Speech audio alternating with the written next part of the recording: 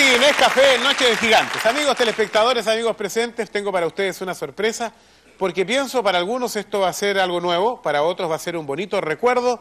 Hemos invitado grandes figuras de la radiotelefonía. Vamos a comenzar con las damas.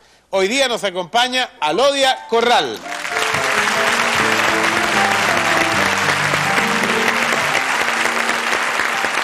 Actual periodista del Mercurio, periodista de televisión, hombre de radio, hombre de televisión, don Adolfo Yankelevich.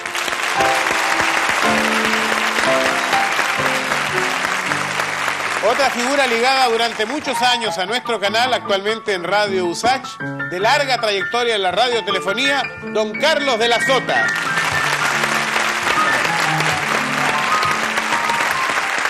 Y esto para usted, Enrique, es fantástico. Vamos a hablar de la radiotelefonía. Me sorprendió, sí, cuando nombré a Carlos de la Sota, que el maestro Valentín comenzó a tocar algo peruano. Sí, exactamente. ¿Por qué razón? ¿Qué pasó ahí? Porque Valentín me involucra mucho con mi estancia en Lima, ¿no es verdad, Valentín? Yo tuve la suerte de ir a dirigir la radio La Crónica de Lima durante 5 años. Es decir, gané un concurso por 4 meses. Para ir hace muchos años, hace pocos años. A dirigir Radio La Crónica, que era en ese tiempo de los Prados, una de las fortunas más grandes de Lima.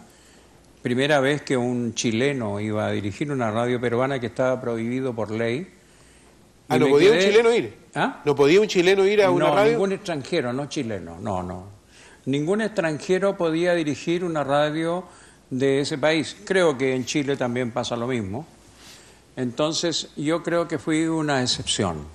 Y en vez de quedarme 4 meses, me quedé 5 años. ¿Cómo era la radio de ese entonces? Yo decía al principio que esto le va a servir a mucha gente que no conoció esa radio y otros van a recordar. Bueno, la radio era fantástica porque en realidad era un hombre para hacer todo lo que había que hacer en radio.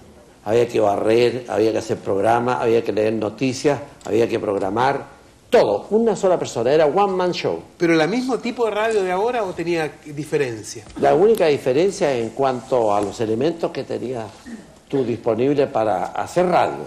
Pero lo de ahora es lo mismo, pero lo mismo que pasó con la televisión. La televisión que empezamos Carlos y yo acá en el Canal 13, comparado con lo que es esto, es lo mismo que un niño con su papá.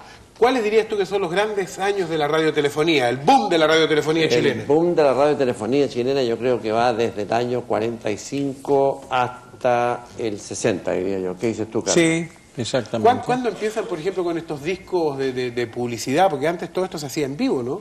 Todo era en vivo. Teníamos eran unas famosas agendas donde estaba toda la frase publicitaria. Íbamos por tandas, que se llamaban. ¿Tú te acuerdas de la frase, digamos, la frase que más te acuerdas publicitaria de ese entonces? A sus niños calce usted con calzado Sabaté, todavía me acuerdo de esa frase. A sus niños calce usted con calzado. Una frase de una casa de la calle San Diego que hacía... Pila Lecaros. Pila Lecaros, ¿cómo se llama? Ah, esa que decía, audición que presenta Casaval. Exacto. Y había otro que decía, la Casa del Pueblo, Independencia 818, donde al revés o al derecho el número está hecho. Margarita. Eso lo hacía Margarita Alarcón. Margarita Alarcón. Eso lo hacía Margarita Alarcón. Y tenía un jingle que decía, Margarita Alarcón presenta su programa. Se hacía en vivo. ¿Ah? Se hacía en vivo. Ahora, ¿se hacían muchas cosas en vivo, con móviles o no? Todo, sí, por supuesto. Hicimos, por ejemplo, todos los programas de tipo electoral, las elecciones, todo eran con móviles, con transmisores portátiles, e incluso había unos grabadores, los Magnecorder, que pesaban una brutalidad, y había que salir con todo esto. A veces teníamos que tirar líneas para tener energía eléctrica, que teníamos 1,5 cuadras, pero para estar ahí en el sitio del suceso. Ahora, ¿cuándo dices tú, Adolfo, que se puso pantalones largos la radio? En mi forma particular de pensar, creo que yo cuando se produjo el espantoso terremoto del 24 de enero de 1939, que asoló 7 provincias del sur, ahí la radiotelefonía demostró la importancia que tenía. Porque fuimos el único nexo que tuvo el país para saber, primero, qué había pasado con la gente, qué es lo que había ocurrido en los sitios donde el terremoto fue más fuerte. En ese tiempo todavía se escuchaba así, Estamos transmitiendo la Concepción, porque se veía como la voz así, ¿eh? Sí, porque eran transmisores portátiles. Ahora, Alodia es de una época un poquito más tarde, ¿no? Mucho Claro. más tarde. Muchísimo Tú después. empiezas pues. en el año 53. 53. Una Lola, pues. ¿Y cómo era la radio del 53 con respecto a la radio de hoy día? ¿Dónde estarían los cambios, en tu opinión? En los cambios técnicos, por supuesto. Y la programación. ¿Sí? La programación era distinta, o sea, había de todo. La radio era la escuela del locutor. Yo soy autodidacta. Empecé en un concurso de locutoras. Ya. Entonces- ¿Cómo fue? ¿Cómo llegaste? ¿Había un concurso de locutoras en la radio misma? Claro, en Radio Santiago. Yo Bien. estudiaba comercio en ese tiempo. Ya. Entonces, con mis compañeras, que yo siempre hablaba, le imitaba al reportereso, por ejemplo, Ya. y me dicen, oye, ¿escuchaste la audición de ayer? ¿Qué sé yo? Yo le digo, sí, sí. Te acompañamos, preséntate a la radio. No, me muero. Yo toda la vida he sido una mujer muy tímida, pero me acompañaron. ¿Y tú siempre hablabas así como hablas ahora o eso lo fuiste adquiriendo? Mira, no, yo creo que siempre hablé igual, pero antes tenía la voz mucho más ronca. Más ronca. Claro, ¿Y cómo se fue aclarando eso? con la impostación. ¿Estudiaste o es Estudié natural? impostación y para eso tuve que estudiar teatro en el Teatro Experimental de la Universidad de Chile. Porque uno a veces se pregunta, por ejemplo, en el caso suyo, Adolfo, ¿usted Natural. mejoró o es Natural. absolutamente natural? Una voz impostada naturalmente. Toda Yo la te quería vida. decir, ¿sabes tú cuál era el encanto de la radio? Que uno podía hacer de todo, porque yo en un tiempo, así como tú tienes esa vena humorística, nosotros la teníamos, hicimos unos programas que uno era el bar Radio Genina en Radio Minería y otro era Radio Tanda, y yo hacía un personaje que le llamaban el Tontorrón. Tontorroni. Sí, era una voz especial. ¿Cómo era? A ver. Hablaba todo una cosa así, todo el tiempo, ¿Y eso en qué tiempo fue? Eso fue, con eso empezamos la radio cooperativa el año 50, cuando hay un gran libretista humorístico, Ricardo Montenegro, que es el papá del que actualmente está haciendo los libretos de... Ya, ¿y tú hacías el tontorrón? Y hacía el Tontorrón, hacía todas las imitaciones de los personajes extranjeros. ¿Cómo cuál? A ver, porque eso nunca lo había escuchado yo. Por ejemplo, Pejito se está haciendo aquí el programa con usted, yo le hablo a usted de esta cosa, pues. Hijo. Ah, sí, el árabe también. Y hacía todos los alemanes caramba que están haciendo todas estas cosas. Mira, con la Desideria hacíamos una pareja alemana. Y Ella también hacía alemana. pero perfecto. En Radio Tanda, ¿no? El Radio radio Tanda. perfecto. Bueno, yo les voy a confesar para que vean lo joven que yo soy. Lo primero que hice en el colegio fue conseguirme un libreto de Radio Tanda, se lo pedí al mismo señor Montenegro padre, y lo llevé, y parece que era lo que hacía Adolfo, porque era un alemán que se le olvidaban las palabras. Exacto. Que yo justamente lo quise ahora volver a hacer al principio de año con Mandolino. Por ejemplo, él decía, ¿cómo se llama ese bebida tan popular? Entonces le decía, Bills. ¿Y cómo se llama esa cosa que sale del Boca? Dice, Bao. Ese, yo vive en Bilsbao. Ese era el alemán.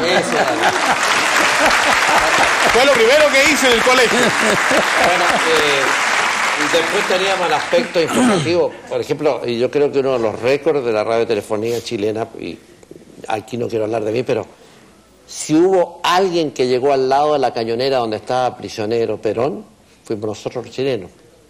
Llegamos con la clásica patudez chilena. A nosotros nos habían dado una tarjeta para entrar a la Casa Rosada para presenciar el juramento del general Lonardi. Y con esa tarjeta que servía para ver un juramento, llegamos hasta la dársena 6, cuando nos salieron los centinelas con metralleta en mano, nos decían, tenemos una autorización del Ministerio de Defensa. Y así llegamos hasta la cañonera.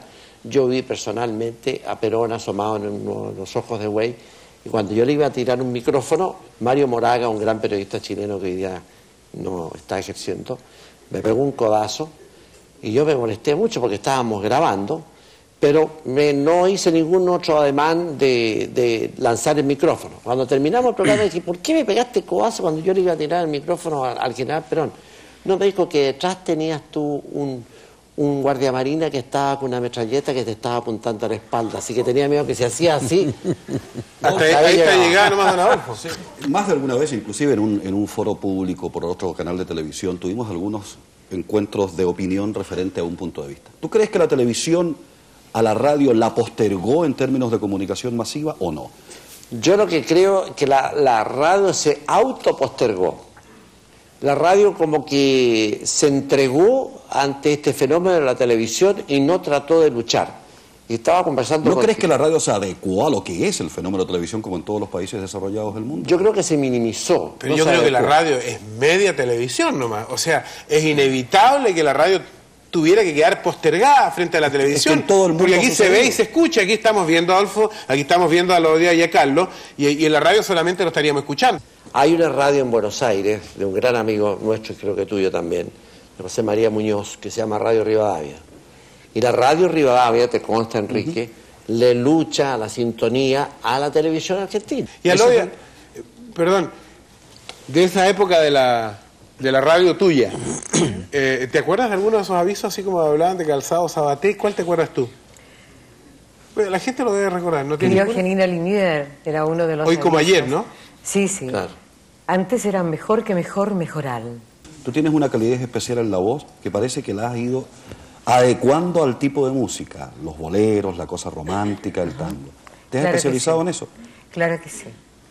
Sí, yo creo que uno, la llegada que tiene, la tiene que ir haciéndola a través del tiempo. Canalizándola. Canalizando.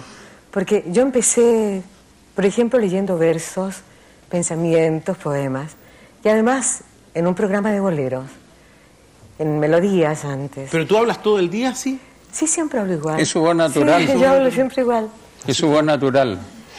¿Tan calmada, dices tú? Sí. Por lo general. Porque tú ¿sí? te enojarás de repente. ¿Hasta cuándo? No, sí me enojo. Se va a enojar igual, pues. Se enoja románticamente. Todo el día. ¿Hasta cuándo, por favor, querido? Se va a amigo? enojar No igual sigas con eso. ¿Ah? Te tiene que ser distinto, no puede ser. ¿Ah? No, mira, yo creo que siempre hablo igual. No digamos así como tú lo hiciste recién. Pero la verdad creo que en mi transmisión, o la vida diaria, dices tú, ¿Ya? por lo general hablo igual. Creo que no cambio mucho. Nos volveremos a encontrar el próximo sábado, después de Tele 13, en otra Noche de Gigantes. Agradecemos, por supuesto, a todos los que han venido, muy especialmente a Lodia, a Carlos y a Adolfo, por habernos contado, por habernos hecho volver a muchos a esa hermosa época de la radiotelefonía, a muchos auditores de ese entonces, y haberles entregado conocimientos de la época que no vivieron a muchos jóvenes. El próximo sábado volveremos a conversar. Queremos una vez más encontrarnos con usted, siempre por una gentileza de Luchetti y Nescafé, en esta su Noche de Gigantes. Buenas noches y muchas gracias.